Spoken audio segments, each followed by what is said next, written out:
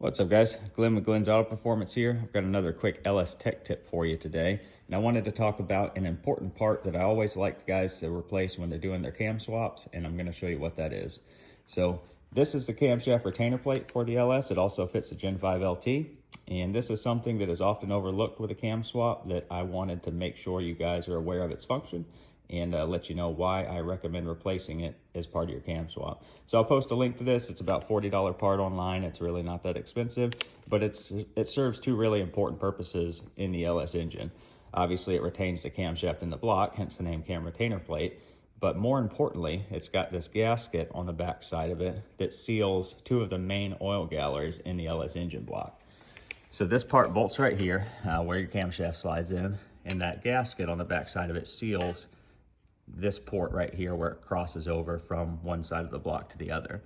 Now this oil gallery here is your main oil gallery on the engine block. After it leaves the filter, oil is pumped through this gallery and it feeds all of your engine main bearings, all of your camshaft bearings, your lifters, and then it crosses over behind this retainer plate and feeds the other bank of lifters. The seal on the back of this retainer plate is what keeps that portion sealed right here, so you don't have any oil pressure loss. The reason that I recommend replacing it is because the seal on the back of it, just with time from being bolted down, will kind of flat spot. You know, it's integrated into this retainer plate. So by putting a fresh plate on there, you've got a fresh seal that protrudes or projects from the plate some and makes a nice solid seal on the back of the plate to the block connection there and keeps you from losing any oil pressure. To better help you guys visualize how the oil flows through the block, I'm going to show you the flow path on the LS real quick. So of course your engine oil pump will bolt around the crankshaft here, and the discharge for the pump goes into this port in the block. It flows laterally. There'll be a plug in place here. It's out because this block's getting prepped right now, but usually there's a plug in this location.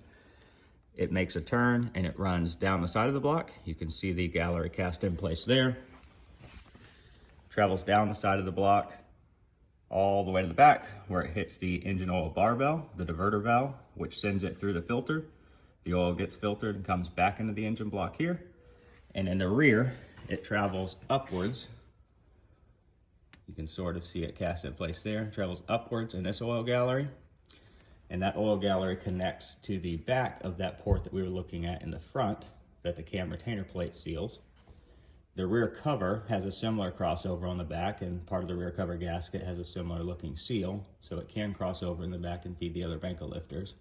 But it also funnels down the center of the block in that gallery here, runs the entire length of the block, and as it's doing so, each of your engine main bearings has a gallery that runs diagonally into that one.